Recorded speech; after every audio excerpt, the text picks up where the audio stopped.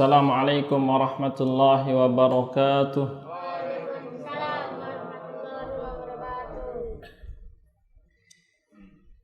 Alhamdulillahi ala ihsanih wasyukru lahu ala taufiqihi wa amtinanih. Ashhadu an la ilaha illallah wahdahu la syarika lahu wa ashhadu anna Muhammadan abduhu wa rasuluhu da'i ila ridwanih. Salawatullah wa salamuhu alaihi wa ala alihi wa ashabihi wa man ittaba'a hudahu ila yaumil qiyamah. Ayuhat tullab wa talibat rahimani wa rahimakumullah. Semoga Allah subhanahu wa ta'ala senantiasa memberikan keberkahan kepada kita. Semoga Allah subhanahu wa ta'ala senantiasa memberikan kita taufik untuk bisa istiqamah dan thabat di atas jalan menuntut ilmu. Karenanya barang siapa yang Allah subhanahu wa ta'ala mudahkan jalannya di dalam mencari ilmu, maka sesungguhnya Allah subhanahu wa ta'ala menginginkan kebaikan yang banyak baginya. Nabi kita alaihi salatu wassalam menyebutkan, "May yuridillahu bihi khairan yufaqqihhu fid din." Barang siapa yang Allah subhanahu wa ta'ala inginkan kebaikan yang banyak baginya, tentunya kebaikan dunia, lalu yang lebih besar dari itu adalah kebaikan akhirat, maka Allah jadikan dia faham tentang urusan agama.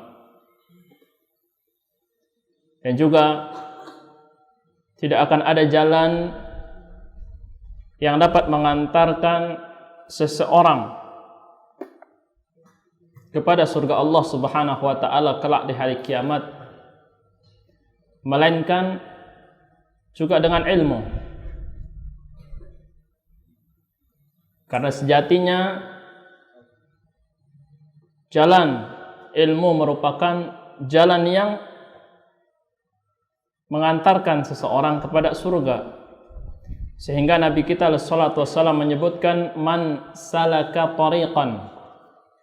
Barang siapa yang menempuh atau meniti satu jalan, yaltamisu fihi ilman, pada jalan tersebut dia mencari ilmu, tentunya ilmu agama yang diambil dari Al-Quran kalamullah dan diambil dari hadis sunnah Nabi sallallahu alaihi wasallam. Barang siapa yang menempuh jalan tersebut, dia bisa istiqomah di atasnya,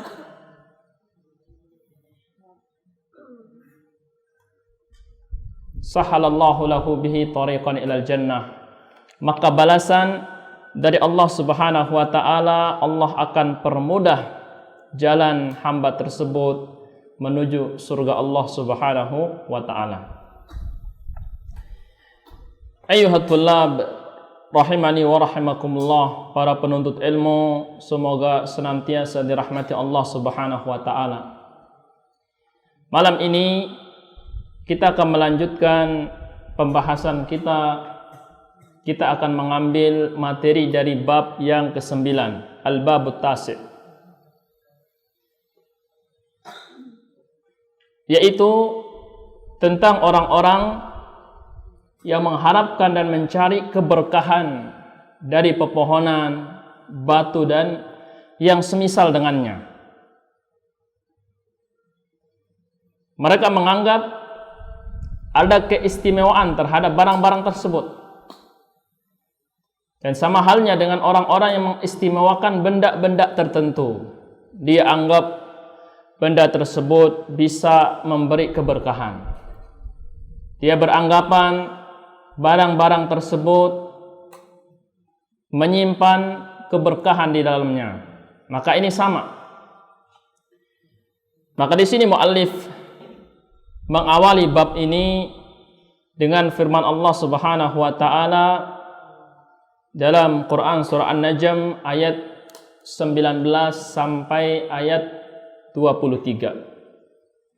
Allah tabaraka wa ta'ala berfirman, afara'aitumul lata wal uzza wa manata tsalitsatal ukhra alakumudz dzakaru wa lahul untha tilka idzan qismatun dhiza in hiya illa asma'un sammaytumuha antum wa aba'ukum ma anzalallahu biha min sultan iyattabi'una illa adh-dhann wa ma tahwal anfus wa laqad ja'ahum min rabbihimul huda. Maka apakah patut kalian wahai orang-orang musyrik, kalian menganggap Al-Lat, kemudian Al-Uzza, Manat, di mana tiga nama ini merupakan nama-nama berhala yang diagungkan oleh orang-orang Arab jahiliyah di masa itu. Apa kalian menganggap tiga nama ini sebagai anak perempuan Allah? Jadi orang-orang kafir menganggap Allah memiliki anak. Padahal Allah Subhanahu wa ta'ala lam yalid walam yulad. Semua kaum muslimin harus memiliki akidah, keyakinan bahwasanya Allah itu Esa, Allah itu Ahad, sebagaimana disebutkan oleh Bilal bin Rabah, sahabat yang mulia yang dahulunya seorang budak dibebaskan oleh Abu Bakar As-Siddiq sehingga menjadi sahabat yang luar biasa mulia. Dialah yang menjadi muadzin Nabi sallallahu alaihi wasallam. Ketika Bilal bin Rabah disiksa, ditidurkan di atas pasir yang begitu panas di siang hari, lalu dadanya ditindih dengan batu yang besar. Dia diperintahkan untuk mengakui berhala-berhala, sesembahan-sesembahan selain Allah. Di tengah kesakitan yang begitu sangat, dia senantiasa mengatakan ahadun ahad. Tuhan yang berhak diibadahi itu tetap hanya satu, tidak lebih dari satu. Makanya suratul Ikhlas, surat Al-Ikhlas, Qul huwallahu ahad sampai akhir, di antara fadilahnya disebutkan oleh para ulama, nilainya sepertiga Al-Quran. Baik, faham tuh? Fadilahnya sepertiga Al-Quran. Mengapa demikian? Karena dia mengandung makna tauhid. Dan Al-Quran itu secara umum isinya ada tiga. Yang pertama adalah akidah dan tauhid. Lalu yang kedua apa? Al-ahkam asy-syar'iyyah, hukum syar'i, halal, haram, dan seterusnya. Kemudian yang ketiga adalah mengenai sirah atau qasas, kisah-kisah yang penuh dengan pelajaran. Dalam Al-Quran Allah ceritakan bagaimana kisah-kisah orang memperjuangkan tauhid dan akibat yang begitu baik bagi mereka, sehingga orang-orang yang datang di kemudian hari setelah mereka mengikuti jejak mereka. Siapa contohnya? Nabiullah Ibrahim alaihissalam. Allah Subhanahu wa ta'ala juga menceritakan kisah-kisah orang yang menentang tauhid dan bagaimana akibat yang buruk yang mereka dapatkan. Siapa contohnya? Fir'aun laknatullah alaih. Fir'aun mengatakan, ana rabbukumul a'la. Aku ini adalah raja Mesir, akulah Tuhan kalian yang paling tinggi. Enggak apa-apa kalian punya Tuhan yang lain, tetapi di antara Tuhan-Tuhan yang ada, saya Tuhan yang paling tinggi.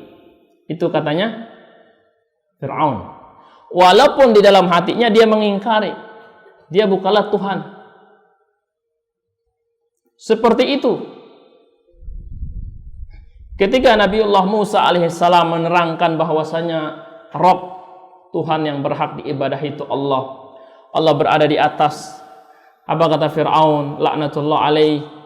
Diperintahkan menterinya Haman untuk buat bangunan yang tinggi supaya kita bisa melihat benar apa tidak Tuhannya Musa itu ada di atas. Sampai seperti itu dia memberikan ejekan. Dia menentang tauhid. Lalu kemudian apa akibatnya? Bagaimana akhir hidupnya? Dia mendapatkan balasan. Allah lunasi di dunia sebelum nanti Allah menyiksanya di hari kiamat. Jadi 3 secara umum kandungan Al-Quran, tauhid, hukum, kemudian kisah. Dan ketiga ini kalau disimpulkan dia menjadi satu, yaitu tauhid seluruhnya. Seluruh ayat-ayat Al-Quran itu maknanya mengarah kepada tauhid. Kalau itu adalah hukum halal haram, juga itu aplikasi dari tauhid. Adanya kisah-kisah juga menceritakan tentang agungnya tauhid, betapa hinanya kesyirikan. Baik, faham tom? Jadi orang-orang jahiliyah itu menganggap Allat, Al-Uzza, kemudian Manat sebagai anak perempuan Allah. Dan Allah Subhanahu wa ta'ala enggak punya anak. Lam yalid wa lam yulad, Allah lam yalid, tidak melahirkan, tidak punya anak. Walam yulad, dan Allah tidak dilahirkan, tidak diperanakkan. Paham tom? Berbeda dengan makhluk. Makhluk dulunya nggak ada. Kita semua yang ada di majelis ini dulu nggak ada. Sehingga kita punya tahun lahir, hari dan tanggal lahir. Berarti sebelum hari itu kita belum ada di dunia ini. Seperti itu. Kemudian ada masa makhluk itu akan mati. Kullu nafsin dha'iqatul maut. Setiap yang punya nyawa, setiap jiwa pasti akan merasakan kematian. Bahkan para malaikat pun dia merasakan kematian.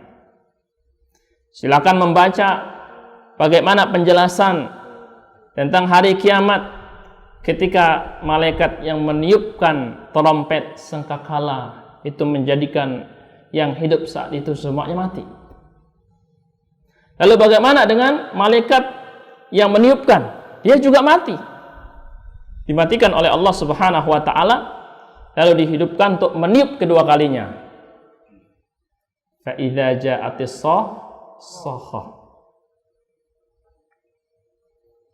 Apakah kalian menganggap Allat, Al-Uzza dan Manat merupakan anak Allah, anak-anak perempuan Allah Subhanahu wa ta'ala? Alakumudz dzakaru wa lahul untha? Apakah kalian senang, bangga memiliki anak laki-laki sementara kalian berikan Allah Subhanahu wa ta'ala anak-anak perempuan? Orang-orang Arab kita ketahui mereka bangga punya anak laki-laki di masa sebelum kelahiran Nabi kita alaihi salatu wassalam. Berbeda dengan zaman Nabi Musa alaihissalam. Di zaman Nabi Musa alaihissalam anak-anak laki-laki Bani Israel dibunuh karena Fir'aun bermimpi akan lahir anak laki-laki yang akan merebut kekuasaannya.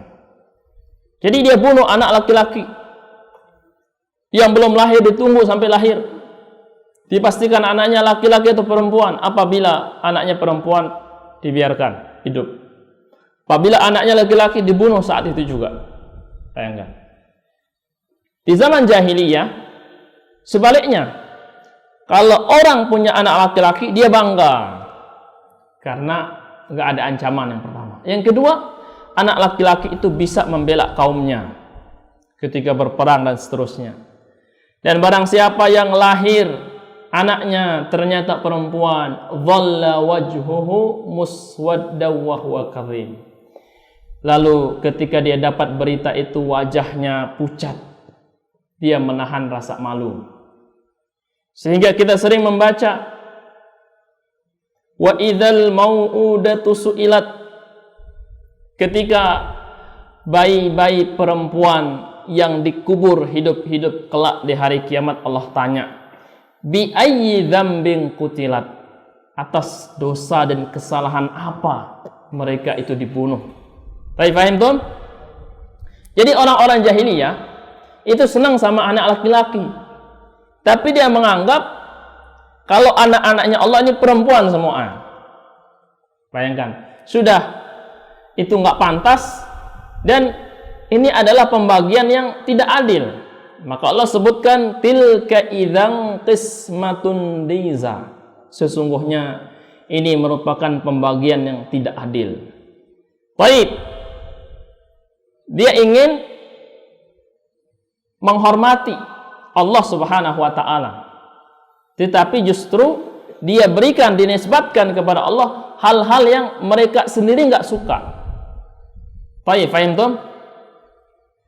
Jadi menganggap Allah Subhanahu wa taala tinggi, sementara mereka adalah hamba, lebih rendah. Mereka nggak suka anak perempuan, tapi kepada Allah dinisbatkan anak-anak perempuan. Fahim tum? Fahim tum? Baik. In hiya illa asma'un sammaitumuha antum wa aba'ukum. Nama-nama itu yang kalian sebut tadi, itu adalah nama-nama yang kalian buat, begitu pula orang tua dan nenek moyang kalian. Ma anzalallahu biha min sultan. Allah Subhanahu wa taala tidak pernah menurunkan dalil, penjelasan, keterangan tentang hal itu. Iyattabi'una illa dhann, sesungguhnya yang mereka ikuti hanyalah prasangka. Adh-dhann artinya prasangka. Ada istilah husnudzon. Husn artinya baik, zon sangka, berbaik sangka. Ada su'udzon, buruk sangka. Jadi yang mereka ikuti adalah adzon, persangkaan. Jadi nggak ada ilmunya, nggak ada dalilnya, nggak ada keterangan dan penjelasannya. Wa ma tahwal anfus, dan yang mereka ikuti juga hawa nafsu. Walaqad ja'ahum mir rabbihimul huda, dan sesungguhnya telah datang kepada mereka dari Allah Subhanahu wa taala, dari Rabb mereka petunjuk yang jelas. Quran surah An-Najm ayat 19 sampai ayat 23. Kemudian ada sebuah kisah disebutkan oleh Abu Waqid Al-Laythi. Dia menuturkan suatu ketika mereka ini keluar sama Nabi SAW. Kemana mereka keluar? Kemana mereka pergi? Mereka pergi ke Hunain. Baik, siapa yang pernah dengar ada perang namanya Perang Hunain? Ini ada tempat namanya Hunain. Pada saat itu sebagian para sahabat baru saja masuk Islam, baru keluar dari kekafiran, baru masuk Islam. Ketika itu orang-orang musyrik mempunyai sebatang pohon bidara. Baik, paham tum sidar? Pohon bidara, baik, yang antum tanam kapan hari. Nah, orang-orang kafir punya pohon bidara besar. Disitulah mereka meletakkan senjata-senjata mereka. Punya pedang digantung di situ. Anggapannya supaya pedang ini sakti. Paham tuh? Jadi punya pohon bidara, tempat mereka menggantungkan senjata, supaya senjata ini tambah mantap, tambah kuat. Kemudian sebagian sahabat yang melihat hal itu, mereka mengatakan, wahai Rasulullah, buatkan untuk kami pohon Zatu Anwat namanya, seperti yang mereka itu punya. Mereka punya, kita juga pingin. Kemudian mendengar ucapan itu, Nabi kita SAW tersentak, kaget. Apa kata Nabi kita SAW? Allahu Akbar, takbir. Nah, kalian kalau kaget jangan latah. Paham arti latah? Ceplosan. Ngomongnya nggak baik. Aduh, itu paling ringan sudah. Yang lain-lainnya ada yang kotor ucapannya. Benar nggak? Kalian pergi coba ke terminal, ke tempat-tempat umum, itu kalau orang kaget, yang keluar itu ucapan kotor. Yang keluar itu nama-nama syaitan. Baik. Yang keluar itu ucapan-ucapan buruk.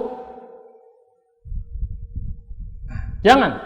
Kalau kita kaget, menganggap ada sesuatu yang besar, maka katakan Allahu Akbar. Nabi kita sallallahu alaihi wasallam mengatakan Allahu Akbar innahas sunan. Yang kalian lihat itu merupakan tradisi. Faham tradisi? Kebiasaan yang dipelihara. Itu adalah tradisi. Qultum walladzi nafsi biyadihi. Demi Allah yang nyawaku ada di tangannya. Nyawa kita di mana? Tangan Allah Subhanahu wa taala. Allah bisa cabut kapanpun Allah ingin, dan setiap manusia punya ajal yang Allah tetapkan. Fa idza jaa ajaluha, kalau ajal ini tiba, kalau ajal ini udah sampai, la yastakhiruna sa'atan wa la yastaqdimun, dia enggak akan mundur dan enggak akan maju sedikit pun. Baik. Maka di sini Nabi kita sallallahu alaihi wasallam mengatakan demi Allah yang jiwaku ada di genggamannya. Apa yang kalian katakan? Kama qalat Banu Israil li Musa alaihissalam. Itu persis sama sekali. Persis sama seperti ucapan Banu Israil terhadap nabinya, yaitu Nabi Musa alaihissalam. Apa dia katakan? Ij'al lana ilahan kama lahum alihah. Wahai Musa, kata Banu Israil, buatkan kita itu Tuhan seperti orang-orang musyrik itu punya Tuhan-Tuhan yang banyak. Masa Tuhan mau dibuat? Coba. Jadi bikinkan kita Tuhan. Engkau Nabi, buatkan kita Tuhan, Rabb, seperti orang-orang itu punya Tuhan-Tuhan yang banyak. Qala innakum qaumun tajhalun. Ya, qala innakum qaumun tajhalun. Sesungguhnya kalian merupakan orang-orang atau kaum yang tidak mengerti. Kenapa ucapan itu keluar? Karena enggak ada ilmu. Maka ini menunjukkan pentingnya orang belajar tauhid. Kadang-kadang kesyirikan itu muncul dalam bentuk ucapan. Pasti sebelumnya adalah keyakinan. Kadang-kadang kesyirikan itu dalam bentuk tindakan atau perbuatan. Kenapa kesyirikan terjadi? Kesyirikan menimpa Banu Israil. Banu Israil ini pengikut Nabi Musa alaihissalam. Mengikuti Nabi tetapi masih seperti itu karena masih kurang ilmunya. Kenapa para sahabat minta dibuatkan pohon untuk menggantungkan senjata? Karena sahabat yang minta ini baru masuk Islam, masih kurang ilmunya. Nah, kaum muslimin pun saat ini banyak yang kurang ilmunya, apalagi ilmu tentang akidah dan tauhid. Sehingga tidak sedikit kita mendengar, melihat, menyaksikan, membaca berita adanya orang-orang yang mencari berkah dari tanah kuburan. Dia berangkat ke kuburan, dia bawa plastik kecil atau botol, diambil tanah kuburan orang yang dianggap soleh atau alim. Dia masukkan, ditutup atau diikat kalau itu plastik, ditaruh di kantongnya, dibawa pulang. Di mana dia taruh? Di rumahnya. Harapannya tanah ini menjadi sumber keberkahan untuknya. Untuk keluarganya dan orang-orang yang masuk ke rumahnya. Allahu Akbar. Sebagian lagi digantungkan, disimpan di mobilnya dengan anggapan supaya mobil ini tidak mengalami kecelakaan. Ada kaitannya? Tidak ada sama sekali. Tanah kuburan bukan tanah yang mengandung keberkahan. Kenapa? Karena keberkahan itu sejatinya hanya ada di tangan Allah Subhanahu wa taala. Dan Allah lah yang menempatkan keberkahan-keberkahan itu di mana Allah kehendaki. Dan ada penjelasannya. Barang siapa yang ingin meraih keberkahan, tentunya carilah keberkahan itu pada tempat-tempat yang Allah meletakkan keberkahan di sana. Mana contohnya? Kalau kita ingin ibadah kita berkah, solat kita misalkan, maka kata Nabi SAW, la tasuddur rihal, ya, la tasuddur rihal illa ila thalathati masajid. Jangan pernah mencari satu keberkahan ibadah dengan cara melakukan perjalanan panjang kecuali menuju 3 masjid saja. Apa itu? Pertama, Masjidil Haram. Nilai solatnya itu berlipat-lipat. Sekali solat, nilainya di situ berlipat-lipat. Kemudian, wa masjidi hadza, masjidku ini yaitu Masjid Nabawi, kemudian Masjid Aqsa. Itu boleh karena ada penjelasannya. Mana juga contoh tabarruk, mencari berkah yang benar, yang ada dalil penjelasannya, ya, tabarruk dengan zat Nabi SAW. Para sahabat ya sengaja kadang mengenai tubuh mereka dengan keringat Nabi SAW. Itu benar, itu pengkhususan Nabi SAW. Tetapi untuk orang selain Nabi apakah berlaku? Tidak. Para sahabat menginginkan keberkahan dari bekas tubuh Nabi, pakaiannya misalkan. Tetapi itu tidak terjadi terhadap Abu Bakar As-Siddiq. Tidak terjadi pada Umar bin Khattab dan juga Khulafa Ar-Rasyidin yang lain. Itu kekhususan. Kenapa? Hanya menerapkan sesuai penjelasan yang ada. Tidak ditambah-tambah. Karena di antara bentuk tabarruk mencari berkah ada tabarruk yang bid'ah, diada-ada. Tadi ada orang ambil tanah kuburan, memang dia harapkan berkah dari Allah, tapi caranya tidak ada dalil, tidak ada penjelasannya. Awalnya bid'ah dulu, lama-lama menjadi wasilah kesyirikan. Anaknya ikut, tambah nggak ngerti. Dulu orang tuanya melakukan itu, anggapannya ini tetap keberkahan dari Allah, ini cuma wasilah aja. Kenapa? Karena orang ini yang punya kuburan ini alim, soleh dulu ketika masih hidup. Anaknya ikut nggak ngerti, anaknya nganggap tanah ini mulia, lain daripada tanah-tanah yang lain. Ikut ngambil, udah keyakinannya berubah. Bayangkan, paham? Cucunya ikut lagi. Baik, cucunya ikut. Apa yang diyakini oleh cucunya?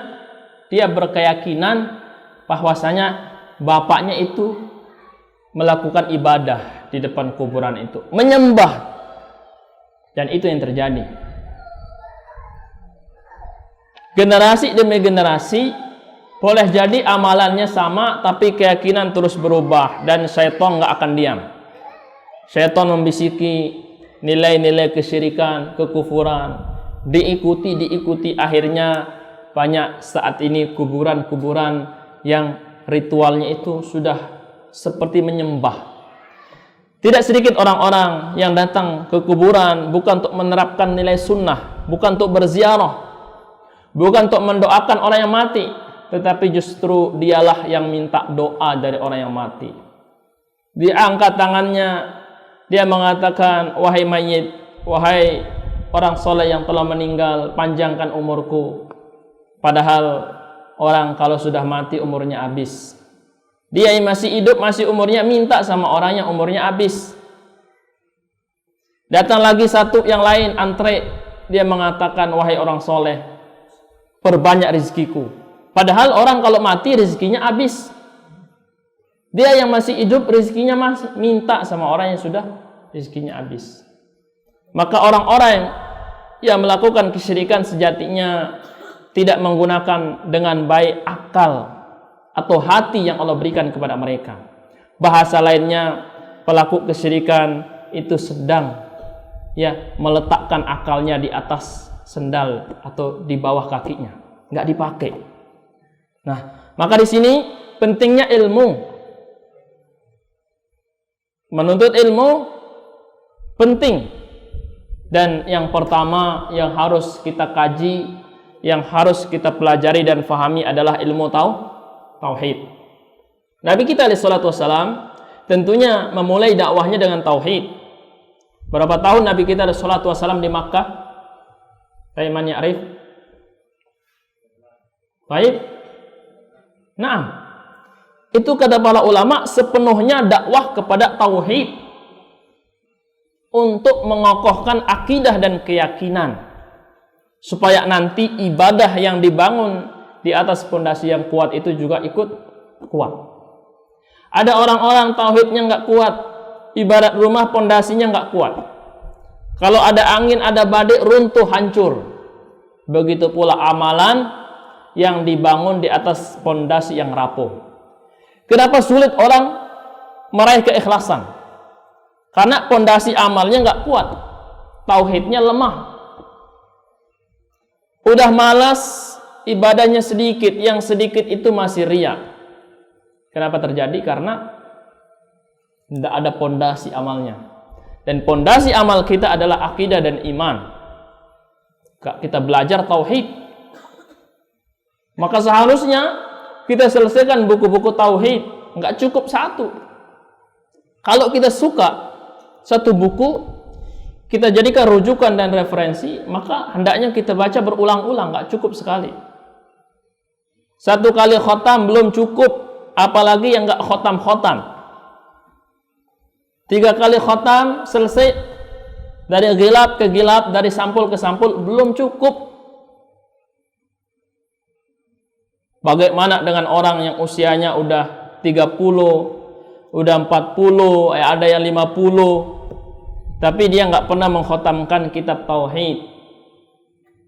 Maka hati-hati, jangan sampai modal usia, umur yang Allah berikan kepada kita nggak kita manfaatkan untuk belajar, terutama belajar tauhid.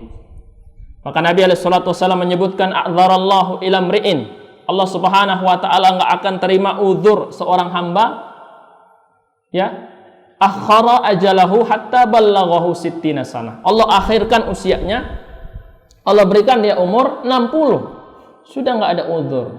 Maka di sini antum sekalian yang masih masa-masa keemasan, cepat menangkap ilmu pelajaran, maka di sini mari menggali ilmu, mari terus menuntut ilmu dan perkokoh akidah dan tauhid. Baik, paham tom? Yang punya buku tauhid, bagi waktunya setiap hari baca buku tauhid. Khatam sekali, khatam lagi yang kedua kali. Dan buktikan, kalau kita udah baca satu buku tauhid, satu kali kita selesaikan, kita dapat faidah. Anggap kita dapat 50 faidah dari seluruh buku itu. Kita baca yang kedua kali, bertambah faidahnya. Dulunya 50 faidah, kok jadi 75? Karena ada faidah-faidah yang belum kita mampu tangkap pada saat kita membaca pertama kali. Fahim tom? Baca lagi yang ketiga kali, bertambah 25 faedah lagi, jadi 100 faedah. Baca lagi, bertambah faedahnya. Itu yang disebut dengan mutalaah. Semakin kita banyak membaca, memperhatikan, memikirkan, maka faedah-faedah itu semakin tajam, semakin kita dapatkan, semakin mampu kita gali. Baik, fahim tom? Jadi hadis ini menerangkan ya, tidak boleh mencari keberkahan dari benda dan tempat-tempat yang di situ nggak ada keberkahan menurut penjelasan agama Islam. Dan hal seperti itu seringkali membawa atau menyeret seseorang kepada kesyirikan. Oleh sebab itu Nabi kita sallallahu alaihi wasallam mengatakan itu sama dengan ucapan umat Nabi Musa alaihissalam, dia minta Tuhan. Ya, sahabat yang baru masuk Islam mintanya apa? Mintanya pohon untuk menggantungkan senjata. Harapannya dari situlah muncul keberkahan. Walaupun cuma seperti itu, Nabi alaihissalam samakan dengan permintaan Bani Israel yang minta dibuatkan Tuhan. Kalau minta dibuatkan Tuhan, itu syirik apa tidak? Syirik. Tidak boleh kemudian kita mengatakan, tapi kan dia meyakini sumber keberkahannya dari Allah. Itu hanya cara-caranya. Benar, awalnya kadang seperti itu. Tapi kemudian lama-kelamaan itu menjadi sebab jatuhnya seseorang kepada kesyirikan. Baik, fahimtum ya tulab? Baik. Jadi hati-hati. Hari ini sebagian orang menganggap cincin dari batu akik atau yang lain itu sebagai sumber keberkahan. Dia pakai di 5 jarinya 5 cincin di tangan kiri. Bayangkan.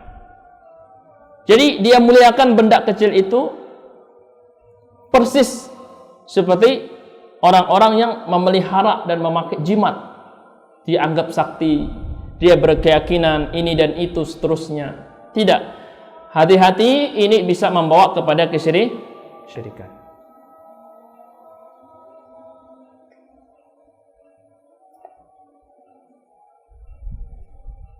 Jadi tabarruk akan kita sampaikan pembahasan lebih lanjut pada pertemuan yang akan datang sebagai faidah tambahan daripada apa yang dituliskan oleh muallif di dalam kitab Tauhid. Hadis yang kita sebutkan tadi diriwayatkan oleh Al-Imam At-Tirmidzi, ya. Hadis ini kata beliau adalah hadis yang sahih. Baik, siapa perawinya? Kemudian di akhir hadis Nabi kita sallallahu alaihi wasallam, la tarkabunna sunana man kana qablakum. Wahai umatku, hati-hati. Ini adalah bentuk warning, peringatan. Kalian itu bisa jadi akan mengikuti tradisi umat sebelum kalian. Siapa mereka? Ahlul kitab salah satunya, atau orang musyrikin secara umum. Jadi umat Islam tidak sedikit yang ikut jejak mereka. Umat Islam saat ini tidak sedikit yang mengikuti cara-cara mereka. Dalam hadis yang lain Nabi kita sallallahu alaihi wasallam memberikan warning, peringatan bahwasanya akan ada di antara umatnya yang mengikuti tradisi dan kebiasaan, bahkan ibadah orang-orang ahli kitab, shibron bisibrin, sejengkal dulu, sejengkal lagi, wadhira'an bidhira'in, 1 hasta ditambah. 1 hasta itu kurang lebih 2 jengkal jadinya, ya, dari ujung jari sampai ke siku 1 hasta. 1 hasta lagi, hatta lau dakhalu juhrodobbin, sampai-sampai lama-kelamaan karo ahli kitab itu masuk ke lubang bob. Jadi lubang bob itu 1 gelap. Dalam kamus terjemahkan biawak, tapi bob dan biawak itu lain. Anggap aja biawak padang pasir, dia tahan panas tapi nggak suka air. Kalau biawak kita nyelam, sering curi ikan. Ini bob, dia anti air, nggak suka sama air. Itu lubangnya 1 gelap, yang kedua bau sekali. Nah, walaupun orang-orang ahli kitab ngajak kepada tempat yang gelap, tempat yang bau, jelas-jelas nggak bagus, la dakhaltumu, kalian pasti akan ikut. Memang awalnya sejengkal, tambah sejengkal lagi, sejengkal lagi. Enak rasanya, menarik awalnya, lama-lama dicoba 1 hasta, 1 hasta, 1 hasta lagi. Masih aman, cuma sedikit. Tasyabuhnya cuma sedikit. Lama-lama ikut secara keseluruhan. Maka hati-hati. Nabi kita sallallahu alaihi wasallam menyamakan apa yang diminta oleh sebagian sahabat yang baru saja masuk Islam, karena masih kurang ilmu saat itu, untuk dibuatkan pohon untuk mengalap mencari keberkahan. Itu disamakan oleh Nabi SAW dengan Bani Israel yang minta dibuatkan Tuhan oleh, ya, dibuatkan Tuhan oleh Nabi Musa alaihissalam. Dan tentunya ini merupakan amalan yang harus kita jauhi, diawali dengan memahami tauhid yang benar. Kita aplikasikan, kita praktikkan pada diri kita, kita dakwahkan kepada orang terdekat kita. Paham Tom? Paham? Sampaikan kepada orang tua kita, ayah ibu, sampaikan kepada paman bibi, adik kakak, teman-teman dulu waktu SD, tetangga dan seterusnya. Baik, kewajiban kita adalah menuntut ilmu, kemudian beramal, berikutnya adalah berdakwah serta bisa istiqomah dan ikhlas di atas tiga-tiganya. Semoga Allah Subhanahu wa taala memberkahi materi kita kali ini, walau singkat namun jika kita fahami dengan baik insyaallah syarat dengan faidah, dan kita berharap ini mampu kita pahami, kita amalkan, dan tidak kalah penting untuk bisa kita dakwahkan di kemudian hari. Wassallallahu ala nabiyina Muhammad walhamdulillahi rabbil alamin. Subhanakallahumma bihamdik asyhadu an la ilaha illa anta astaghfiruka wa atubu ilaik. Assalamualaikum warahmatullahi wabarakatuh.